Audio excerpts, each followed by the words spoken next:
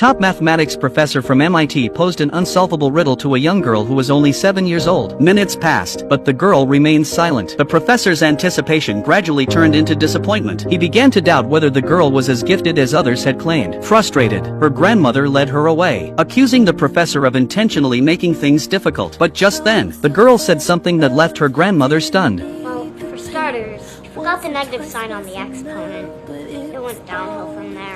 Problem was unsolvable. To verify what the girl had said, the grandmother brought her back to the professor, determined to try again. This time, not only did the girl immediately point out an error in the problem, but she also clearly explained the correct solution. The professor was left in disbelief. A problem that had stumped him for half a century had been solved effortlessly by a 7-year-old girl. Mary, you knew the problem was incorrect. Why didn't you say anything? Frank says I'm not supposed to correct older people.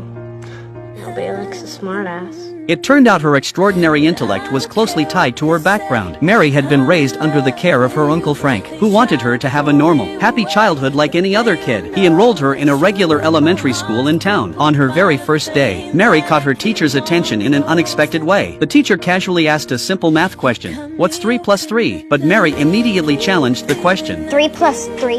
Really? I beg your pardon? Alright, but everyone knows it's 6.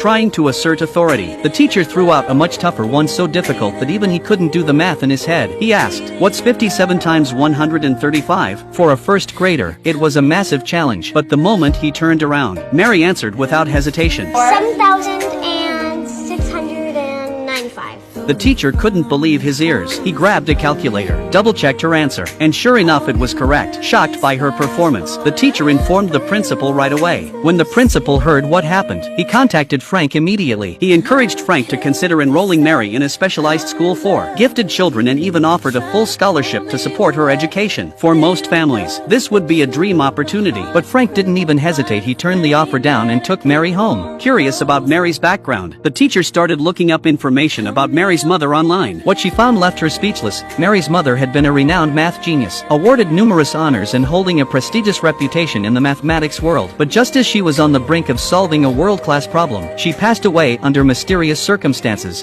Frank, who had raised Mary, wasn't just any guardian. He was once a philosophy professor at Manhattan University, known for his intellect and insight. But now, he worked fixing boats on the docks to make ends meet. The contrast puzzled the teacher deeply. Determined to understand more, she approached Frank again. Under her persistent questioning, Frank finally opened up about Mary's family. Mary's grandmother had also been a brilliant mathematician. After giving birth to her daughter, she realized the girl had inherited her extraordinary gift. What should have been something to celebrate became the foundation of an intense ambition. The grandmother placed all her hopes on her daughter, pressuring her to win the most prestigious award